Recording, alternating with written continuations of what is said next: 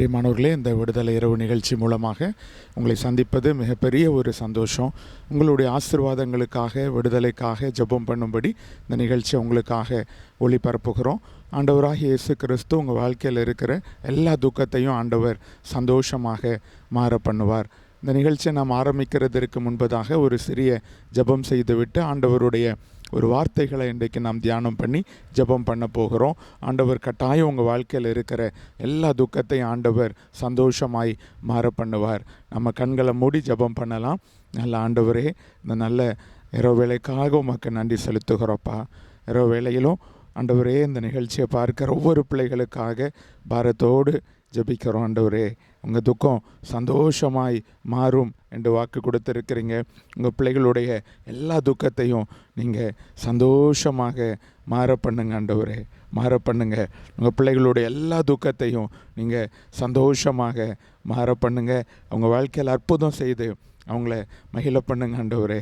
மரணத்தை ஜெயமாய் விளங்கினா உடைய முகத்தில் உள்ள கண்ணீர் யாவற்றையும் துடைத்து உடைய நிந்த பூமியில் இராதபடி புரட்டி போடுவேன்னு வாக்கு கொடுத்தீங்களே. உடைய ஜனத்தினுடைய எல்லா நிந்தைகள் அவமானங்களை புரட்டி போட்டு உடைய பிள்ளைகளை அபரிதமாய் ஆசீர்வதிங்க ஆண்டவரே. உங்கள் உயிர் தெளிந்த வல்லமை உங்கள் பிள்ளைகள் வாழ்க்கையில் பலமாய் கடந்து வரட்டும். உங்கள் பிள்ளைகள் வாழ்க்கையில் நீங்கள் அற்புதம் செய்து மகிழ பண்ணுங்க.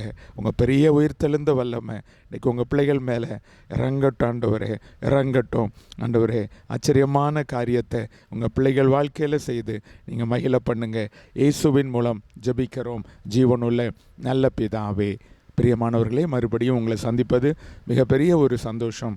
வேதத்திலிருந்து இன்றைக்கு ஆண்டவருடைய ஒரு வாக்குத்தத்த வார்த்தைகளை இன்றைக்கு நாம் தியானம் பண்ணி அந்த வாக்குத்தத்த வார்த்தைகளை ஆண்டவர் வாழ்க்கையில் நிறைவேற்ற வேண்டும் என்று சொல்லி இன்றைக்கு நாம் ஜெபம் பண்ண போகிறோம். ஒரே ஒரு வாக்குத்தத்தமான வார்த்தை வேதத்தில் எழுதப்பட்டிருக்கிறது. பாருங்கள், ஆண்டவருடைய வசனம் இப்படி விதமாய் சொல்லுகிறது. ஏசாயா 25வது அதிகாரம், ஏசாயா 25வது அதிகாரம் 8வது வசனத்தை உங்களுக்காக வாசிக்கிறேன், கேளுங்கள். வேதம் சொல்லுகிறது, அவர் மரணத்தை ஜெயமாக விழுங்குவார். கர்த்தராகிய தேவன் எல்லா முகத்திலும் இருந்து கண்ணீரை துடைத்து தமது ஜனத்தின் நிந்தை பூமியில் இராதபடி முற்றிலும் நீக்கிவிடுவார். கர்த்தரே இதை சொன்னார். இதை பார்க்கிற உன்னோடு கூட கர்த்தர் பேசுகிறார். கர்த்தரே இதை சொல்லுகிறார். என்ன சொல்லுகிறார்? உன் முகத்தில் உள்ள கண்ணீரை நான் துடைப்பேன் என்ற ஆண்டவர் இன்றைக்கி உனக்கு வாக்கு கொடுக்கிறார். கண்ணீரோடு வேதனையோடு இந்த நிகழ்ச்சியை நீ பார்த்து கொண்டு இருக்கிறாய். வேதனை வாழ்க்கையில் சந்தோஷம் இல்லை, வாழ்க்கையில் துக்கத்தோடு இருக்கிறாய். ஏதோ ஒரு பிரச்சனை உன்னை வேதனைப்பட செய்கிறது, உன்னை கண்ணீர் வடிக்க செய்கிறது. கண்ணீரோடு தான் இந்த நிகழ்ச்சியை பார்த்து கொண்டு இருக்கிற. ஆனால் ஆண்டவருடைய வார்த்தை உனக்கு நேராக வருகிறது. ஆண்டவர் சொல்லுகிறார், உன் கண்ணீரை நான் துடைப்பேன் என்று ஆண்டவர் சொல்லுகிறார். இன்றைக்கு ஆண்டவர் அந்த வாக்கு தத்தத்தை வாழ்க்கையில் நிறைவேற்றுவார். வியாதியினால், வேதனையினால், கடன் பிரச்சனையினால், பிள்ளைகளால், கணவரால், ஏதோ ஒரு வியாதியினால் நீ கண்ணீர் வடித்து வேதனையோடு மரண பயத்தோடு கூட நீ காணப்படலாம். ஆனால் ஆண்டவர் சொல்கிறாங்க, உன் கண்ணீரை நான் துடைப்பேன். I will wipe away all your tears says the Lord. உன் கண்ணீரை துடைப்பேன். ஆண்டவர் சொல்கிறாங்க, உன் கண்ணீரை இன்றைக்கு நான் என் கரம் நீட்டி உன்னை துடைப்பேன்னு ஆண்டவர் சொல்கிறாங்க. இந்த வாக்கு தத்தத்தை ஆண்டவர் வாழ்க்கையில் கட்டாயம் ஆண்டவர் நிறைவேற்றுவாங்க. ரெண்டாவது, ஆண்டவர் சொல்கிறாங்க, தமது ஜனத்தினுடைய நிந்தை பூமியில் இராதபடி முற்றிலும் நான் புரட்டி போடுவேன் என்ற ஆண்டவர் ரெட்டிப்பான நன்மைகளை, வாக்கு தத்தங்களை ஆண்டவர் உனக்கு கொடுக்கிறார். ரெண்டாவது, ஆண்டவருடைய வார்த்தை சொல்லுகிறது, தமது ஜனத்தினுடைய நிந்தை பூமியில் இராதபடி நான் புரட்டி போடுவேன் அப்படின்னு ஆண்டவர் சொல்கிறாரு. இன்றைக்கு ஆண்டவருடைய ஜனமாகிய நீ அவமதிக்கப்பட்டு, நிந்திக்கப்பட்டு, அவமானத்தின் மத்தியில் வேதனையோடு இந்த நிகழ்ச்சியை நீ பார்த்து கொண்டு இருக்கலாம். ஆண்டவர் சொல்கிறாங்க, வாழ்க்கையில் இருக்கிற அந்த நிந்தையை நான் புரட்டி போடுவேன்.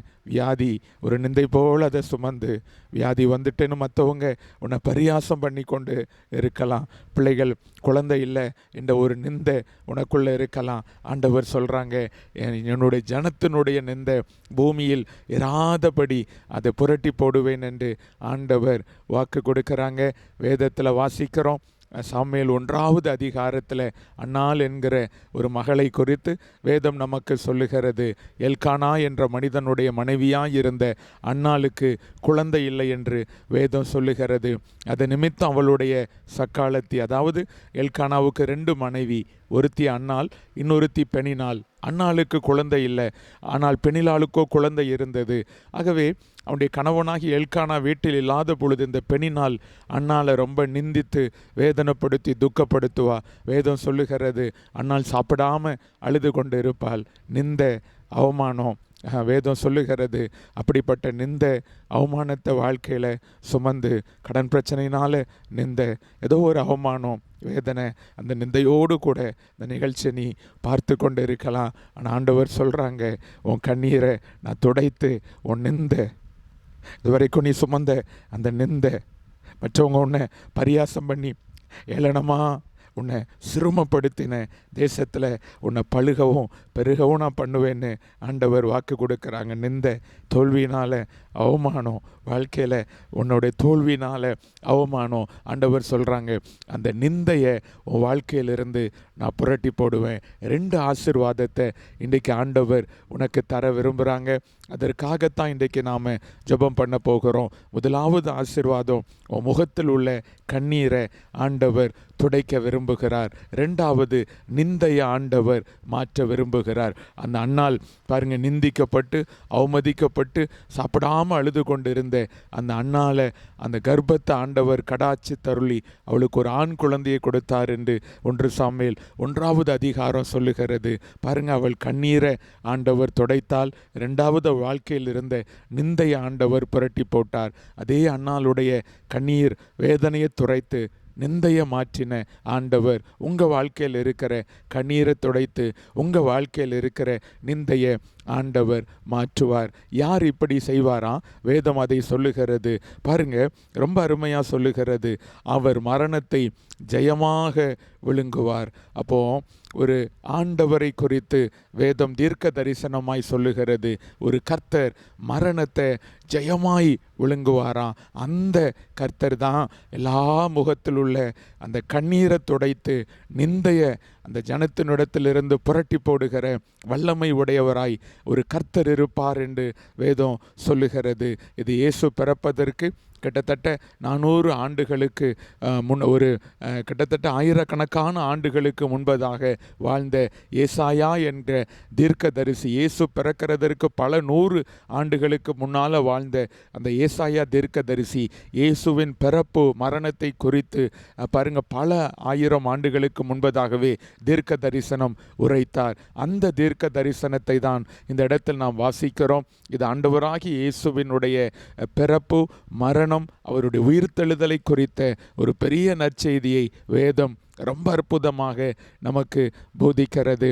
ஆம், ஆண்டவராகிய இயேசுவினுடைய பிறப்பு முன்னறிவிக்கப்பட்டது தீர்க்கதரிசியினால்.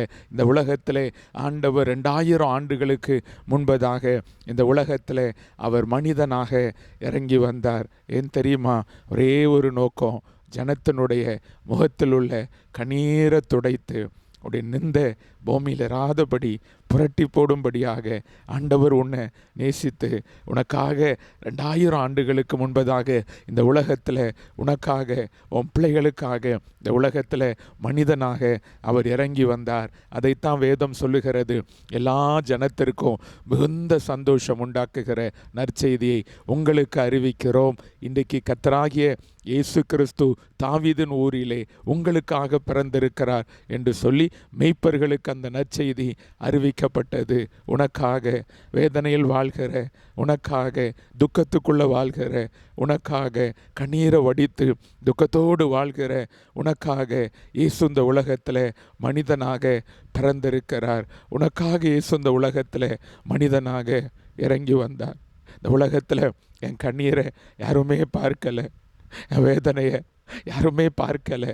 நான் அழுகிறத யாருமே பார்க்கலை என்று சொல்லி துக்கத்தோடு இந்த நிகழ்ச்சியை நீ பார்த்து கொண்டு இருக்கலாம். உன்னோடு ஆண்டவர் பேசுகிறார். உனக்காக ஆண்டவர் 2000 ஆண்டுகளுக்கு முன்பதாக இந்த உலகத்தில் மனிதனாக இறங்கி வந்தார். 33 ஆண்டு காலம் இந்த உலகத்திலே வாழ்ந்தார். அதிலே அவர் பரிசுத்த ஆவியினால அபிஷேகம் பண்ணப்பட்டு 3.5 ஆண்டு காலம் ஜனங்களுக்கு நன்மை செய்கிறவராய், பிசாசின் பிடியில் அகப்பட்ட யாவரையும் விடுதலை செய்கிறவராய், வியாதிகளை குணமாக்குகிறவராய், பாருங்க, மரித்தோரை உயிரோடு எழுப்புகிற ஒரு தேவனாய் ஆண்டவர் 3.5 ஆண்டு காலம் இந்த உலகத்திலே இயேசு கிறிஸ்து ஊழியம் செய்தார் என்று வேதம் சொல்லுகிறது. அவருடைய ஊழியத்தின் சுருக்கத்தை குறித்து அப்போஸ்தலர் 10:38 வேதம் சொல்லுகிறது. நசரேயனாகிய இயேசுவை தேவன் பரிசுத்த ஆவியினாலும் வல்லமையினாலும் அபிஷேகம் பண்ணி இருந்தார். தேவர் அவரோடு கூட இருந்தபடியினாலே நன்மை செய்கிறவராயும், பிசாசின் பிடியில் அகப்பட்ட யாவரையும் விடுதலை செய்கிறவராயும் சுற்றி தெரிந்தார்.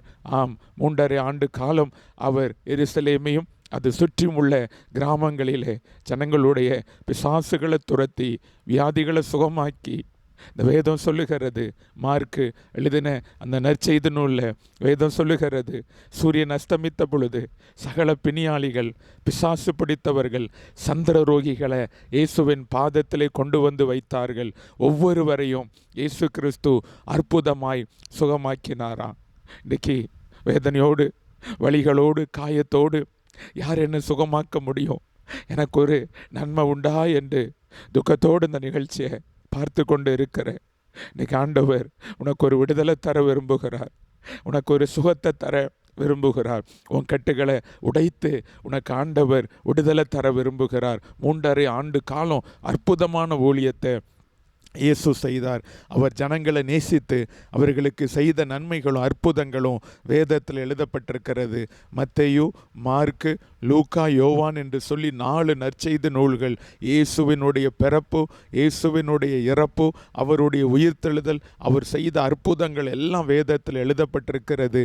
நீங்கள் வேதத்தை வாங்கி அந்த நூல்களையும் நீங்கள் படிக்கும் பொழுது உங்களுக்குள்ள பெரிய விசுவாசம் வரும். உங்கள் சோர்வுகள் மாறும். உங்களுக்குள்ள ஒரு நம்பிக்கை உண்டாகும். உங்கள் வேதனையெல்லாம் மாறும். வாழ்க்கையில் புது நம்பிக்கை வரும். இந்த இயேசு எனக்கும் ஒரு நன்மை செய்வார். ஏன்னா வேதம் சொல்லுகிறது, அவர் நேற்றும் இன்றும் என்றும் மாறாதவர். நேற்று என்ன வல்லமையோடு கூட பிசாசுகளை துரத்தி ஜனங்களுக்கு நன்மை செய்தாரோ அதே வல்லமையோடு இன்றைக்கும் இருக்கிறார். அவர் உயிரோடு இருக்கிறார். அதே நன்மை இன்றைக்கு உனக்கு செய்ய வல்லமை உள்ளவர். வியாதிகளை சுகமாக்க வல்லமை உள்ளவர். உன் கட்டுகளை உடைத்து உன்னை சுகமாக்க இயேசு வல்லமை உள்ளவராக இயேசு இருக்கிறார். அற்புதமான ஒரு ஆண்டவர். அவர் இந்த உலகத்தில் ஜனங்களுக்காகவே வாழ்ந்து கடைசியாக சிலுவை மரணத்திற்கு தன்னையே ஒப்பு கொடுத்து இயேசுவே முன் வந்து, பாருங்க, அண்ணா காய்பா என்கிற போர் சேவகர்களால் அனுப்பப்பட்ட அந்த போர் சேவகர் கரத்திலே இயேசு தன்னையே மரணத்திற்கு ஒப்பு கொடுக்கிறார். காரணம், இயேசு விதமாய் மரிக்க வேண்டும் என்று தீர்க்கதரிசிகள் உரைத்திருக்கிறார்கள். ஆகவே இயேசுவே முன்வந்து யாரை தேடுகிறீர்கள் என்று சொல்லி இயேசுவை பிடித்து கொள்ள தேடி வந்த போர் சேவகர்கள் கரத்திலே தன்னை இயேசு ஒப்பு கொடுத்தார். மரிப்பதற்காக இயேசு தன்னை ஒப்பு கொடுத்தார். காரணம், இயேசு எவ்விதமாய் சிலுவையில் பாடுபட்டு மரித்து 3ஆவது நாள் உயிரோடு எழும்புவார் என்று சொல்லி எல்லா தீர்க்கதரிசிகளும் வேதத்தில் தீர்க்க தரிசனம் உரைத்திருக்கிறார்கள். ஆகவே இயேசு பாருங்க, உலக ஜனங்களுடைய பாவங்கள், சாபங்கள், வியாதிகள், துக்கங்களை அவர் எப்படி சுமந்து கொள்ளுவார் என்று சொல்லி ஏசாயா 53வது அந்த ஏசாயா 53வது அதிகாரத்திலே இயேசு ஏன் சிலுவையில் மரிப்பார் என்று சொல்லி அதற்கான காரணம் வேதத்தில் சொல்லப்படுகிறது. அவர் அக்கிரமம் செய்யவில்லை, அவர் வாயில் வஞ்சனை காணப்படவில்லை. ஆனால் நம்ம எல்லாருடைய பாவங்கள் நிமித்தம் அவர் காயப்பட்டு நம்முடைய அக்கிரமத்து நிமித்தம் அவர் நொறுக்கப்பட்டார். காரணம், நம்ம வாழ்க்கையில் இன்றைக்கு ஆசீர்வாதம் இல்லை, சமாதானம் இல்லை, சந்தோஷம் இல்லை. அதற்கு காரணம் நம்முடைய பாவங்கள் தான், நம்முடைய சாபங்கள் தான். இன்றைக்கு நம்ம வாழ்க்கையில் கடவுளுடைய நன்மை நம்ம வாழ்க்கையில் வராதபடிக்கு தடை பண்ணுகிறது. காரணம், எரேமியா மூலமாக ஆண்டவர் சொல்லுகிறார், உங்கள் பாவங்களே இவைகளை விலக்கி உங்களுக்கு நன்மையை வரவிட்டாது இருக்கிறது. ஏன் உங்கள் வாழ்க்கையில் ஆசீர்வாதம் இல்லை? ஏன் உன் வாழ்க்கையில் சமாதானம் இல்லை? ஏன் உன் சரீரத்தில் வியாதிகள்? உன் சரீரத்தை துணிகரமான பாவத்துக்கு ஒப்பு கொடுத்தபடியினால்தான் வாழ்க்கையில் ஆசீர்வாதம் இல்லை, வாழ்க்கையில் சமாதானம் இல்லை. நன்மை இழந்து வேதனைப்படுகிற அந்த பாவத்தை மரணத்தை, சாபத்தை இயேசு, நீ பாவத்தின் சம்பளம் மரணம், நீ மரிக்க வேண்டும். ஆனால் இயேசு உனக்காக சிலுவையில் அவர் மரித்தார். வேதம் சொல்லுகிறது, பிலாத்து அரண்மனையில் 40க்கு 1 குறைய 39 அடிகளால் அவருடைய முதுகு உழுது நிலம் போல் ஆக்கப்பட்டது. அவருடைய தலையில் முள்முடி சூடினாங்க. பாரமான சிலுவையை தோள் மேலே சுமந்து எருசலேம் வீதி எங்கிலும் இயேசு அந்த சிலுவையை சுமந்து வேதனையோடு நடந்து கொண்டு போனார். ஏன் தெரியுமா மகனே, பாவம் இன்றைக்கு உனக்கு நன்மையை வரவிட்டாது இருக்கிறது. சாபத்தின் வல்லமை உன்னை பின்தொடர்ந்து வருகிறது. ஏன்? உன் பாவத்தினால. இன்றைக்கு ஆண்டவர் உன்னை அந்த பாவத்திலிருந்து விலக்கி உன்னை ஆசீர்வதிக்கும்படி தம்முடைய பரிசுத்த பிள்ளையாகிய இயேசுவை எழுப்பி உனக்காக இந்த உலகத்திலே அனுப்பினார். பெரிய பெரிய நற்செய்தி. உன்னுடைய பாவங்களை மன்னித்து உன் சாபங்களை மாற்றி இழந்த எல்லா நன்மைகளை உனக்கு தரும்படி இயேசு கோரமான சிலுவை மரணத்திற்கு கடந்து போய் அந்த சிலுவையில் கொல்கோதா மலையில் கைகளும் கால்களும் ஆணிகள் கடாவப்பட 6 மணி நேரம் வானத்திற்கும் பூமிக்கும் நடுவே தாங்கொன்னா வேதனையை அனுபவித்து ரத்தத்தை சிந்தி பிதாவினிடத்தில் உனக்காக ஜெபம் பண்ணினார். பிதாவே, இவர்களை மன்னியும் என்று சொல்லி உனக்காக இயேசு ஜெபம் பண்ணி உனக்காக தன்னுடைய குற்றமில்லாத பரிசுத்தமான இரத்தத்தை சிலுவையில் உனக்காக கொடுத்து இயேசு 6 மணி நேரம் பாடுபட்டு அந்த சிலுவையில் அவர் மரிக்கிறார். ரத்தத்தை எல்லாம் உனக்காக இயேசு ஊற்றி கொடுக்கிறார். வேதம் சொல்லுகிறது, இயேசு மரித்து விட்டாரா என்று பார்ப்பதற்காக ஒரு ரோம போர் சேவகர் ஈட்டியால் ஓங்கி விழாவில குத்தினா கடைசியாய் அவருடைய சரீரத்தில் இருந்த இரத்தமும் தண்ணீரும் வெளியே வந்ததென்று வேதம் நமக்கு சொல்லுகிறது. எவ்வளோ பெரிய அன்பு பாருங்க. உன் பாவத்தை மன்னிப்பதற்காக, உன் சாபத்தை மாற்றுவதற்காக, உன் வியாதியிலிருந்து உனக்கு விடுதலை கொடுப்பதற்காக இயேசு தன்னுடைய இரத்தத்தை எல்லாம் உனக்காக சிந்தி மரித்தார். 1 யோவான் 1:7 சொல்லுகிறது, இயேசு கிறிஸ்துவின் இரத்தம் சகல பாவங்களையும் நீக்கி நம்மை சுத்திகரிக்கும். ஆம், உன் பாவங்களை எல்லாம் மன்னித்து உன்னை பரிசுத்தப்படுத்தி நீ இழந்த எல்லா ஆசீர்வாதங்களையும் உனக்கு திரும்ப தரும்படியாக இயேசு உனக்காக சிலுவையில் மரித்திருக்கிறார், கசையடிப்பட்டிருக்கிறார், உனக்காக சிலுவையை சுமந்திருக்கிறார், உன்னை நேசிக்கிறார். உன் பாவங்களை உன் பாளையத்திலிருந்து விலக்கி உன்னையும் உன் பிள்ளைகளையும் இயேசு ஆசீர்வதிக்க வேண்டும் என்று விரும்புகிறார். உன்னை நேசிக்கிறார். உன் குடும்பத்தை இயேசு நேசிக்கிறார். உன் சாபத்தை மாற்ற வேண்டும் என்று நினைக்கிறார். உன் துக்கத்தை ஆசீர்வாதமாய் மாற்ற வேண்டும் என்று நினைக்கிறார். உனக்காக இயேசு பாடுபட்டு இரத்தத்தை எல்லாம் ஊற்றி கொடுத்து சிலுவையில் மரித்தார். அதோடு முடியவில்லை. இங்கே இந்த வசனம் நமக்கு சொல்லுகிறது, அவர் மரணத்தை ஜெயமாய் விழுங்குவார் என்று சொல்லி, இயேசு கிறிஸ்து எப்படி மரணத்தை ஜெயமாய் விழுங்குவார் என்று சொல்லி தீர்க்கதரிசியாகிய ஏசாயா 25வது அதிகாரத்தில் அவர் பாருங்க 8வது வசனத்தில் சொல்லுகிறார், அவர் மரணத்தை ஜெயமாக விழுங்குவார் என்று சொல்லி இயேசுவை குறித்த இந்த வேத வசனம் ரொம்ப அற்புதமாக சொல்லுகிறது. பாருங்க, வேதம் சொல்லுகிறது, அவரை மரித்த இயேசுவின் சரீரத்தை இறக்கி பாருங்க, அரிமத்தனே ஊரானாகிய யோசேப்பு என்கிற ஒரு மனிதன் தனக்காக வாங்கி வைத்த ஒரு கல்லறை, யூதர்களுடைய கல்லறை ஒரு குகை போல இருக்கும். அந்த கல்லறைக்குள்ளே இயேசுவின் சரீரத்தை வைத்து ஒரு பெரிய கல்லால் மூடி வைத்தார்கள். வேதம் சொல்லுகிறது, வாரத்தின் 1வது நாள் இயேசு மரித்து 3வது நாளில் பாருங்க, யூதர்களுடைய பாரம்பரியத்தின்படி மரித்த சரீரத்திற்கு கந்தவர்க்கம் பூசுகிறது அந்த யூதர்களுடைய பாரம்பரிய வழக்கமாய் இருந்தது.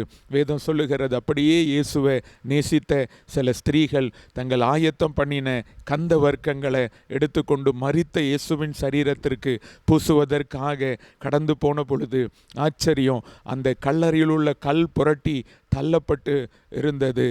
பாருங்க, அவர்கள் பார்க்கிறாங்க, உள்ளே இயேசுவின் சரீரம் இல்லை. வெண்ணங்கி தரித்த தேவதூதர்கள் அந்த கல்லறைக்குள் இருந்து அந்த ஸ்திரீகளை பார்த்து சொல்றாங்க, உயிரோடு எழுந்தவரை மரித்தோரிடத்தில் நீ தேடுகிறது என்ன? அவர் இங்கே இல்லை, உயிரோடு எழுந்தார். மரணத்தை ஜெயமாய் இயேசு விழுங்கினவர் இயேசு. பரிசுத்த ஆவியானவரால மரித்த இயேசுவின் சரீரம் உயிரோடு எழுப்பப்பட்டது. இன்றைக்கி உலகத்தில் எல்லா கல்லறையும் மூடி வைக்கப்பட்டிருக்கிறது. இயேசுவின் கல்லறை மாத்திரம் திறந்து வைக்கப்பட்டிருக்கிறது. அவர் மரணத்தை ஜெயமாய் விழுங்கினார், மரணத்தை ஜெயித்தார். பாருங்க, அந்த கல்லறையின் கற்களை புரட்டி தள்ளி உயிரோடு எழுந்தார். அவர் வல்லமை உள்ளவர். ஆகவே தான் வேதம் சொல்லுகிறது, அவர் மரணத்தை ஜெயமாய் விழுங்குவார். அந்த ஆண்டவர் தான் உன் முகத்தில் உள்ள கண்ணீரை மாற்ற முடியும். அந்த ஆண்டவர் தான் உன்னை கல்லறைக்குள் இருந்து வெளியே கொண்டு வர முடியும். காரணம், அவர் பரீட்சிக்கப்பட்ட மூளைக்கல்லாய் இருக்கிறார். கல்லறைக்குள்ள வைக்கப்பட்டு அந்த கல்லறைக்குள் இருந்து உயிரோடு எழும்பின அந்த ஆண்டவர் பரீட்சிக்கப்பட்ட ஒரு மூளைக்கல்லாய் இருக்கிறார். மேற்கொண்டவர், மரணத்தை ஜெயமாய் விழுங்கின அந்த இயேசு சொல்லுகிறார், அந்த இயேசு தான் உன் முகத்தில் உள்ள கண்ணீரை துடைத்து உன்னுடைய நிந்த பூமியில் இராதபடி புரட்டி போட முடியும். அந்த இயேசு பாருங்க, இன்றைக்கு உயிரோடு இருக்கிறார். வேதம் சொல்லுகிறது, 40 நாளளவும் உயிர்த்தெழுந்த அந்த ஆண்டவர் தன் சீஷர்களுக்கு தரிசனமாகி எல்லாரும் பார்த்து கொண்டு இருக்க, அவர் பரலோகத்திற்கு எழுந்தருளி பிதாவினுடைய வலது பார்சத்தில் அமர்ந்து வாக்குத்தத்தம் பண்ணின பரிசுத்த ஆவியானவரை நம்மேல் பொழிந்தருளினார் என்று வேதம் இயேசுவின் உயிர்த்தெழுதலுக்கு சாட்சியாய் பூமியில் இறங்கி வருகிற அந்த பரிசுத்த ஆவியானவர், இறங்கி வந்து கிரியை செய்கிற அந்த பரிசுத்த ஆவியானவரை குறித்து சாட்சியாக வேதம் நமக்கு சொல்லுகிறது. இன்றைக்கும் வேதம் சொல்லுகிறது, மரணத்தை ஜெயமாய் விழுங்குவார். அவர் முகத்தில் உள்ள கண்ணீரை துடைத்து உன் இந்த பூமியில் இராதபடி புரட்டி போடுவார். இன்றைக்கி கல்லறைக்குள்ளே இருக்கிறியா? வேதனை என்கிற கல்லறை, இச்சை என்கிற ஒரு கல்லறை, சாபம் என்கிற ஒரு கல்லறை, ஏதோ ஒரு கல்லறைக்குள்ளே என்னால் வெளியே வர முடியலைன்னு வேதனையோடு இருக்கிறல்ல, ஆண்டவர் ஆவியானவர் சொல்கிறாங்க, உனக்கு ஒரு நம்பிக்கை உண்டு.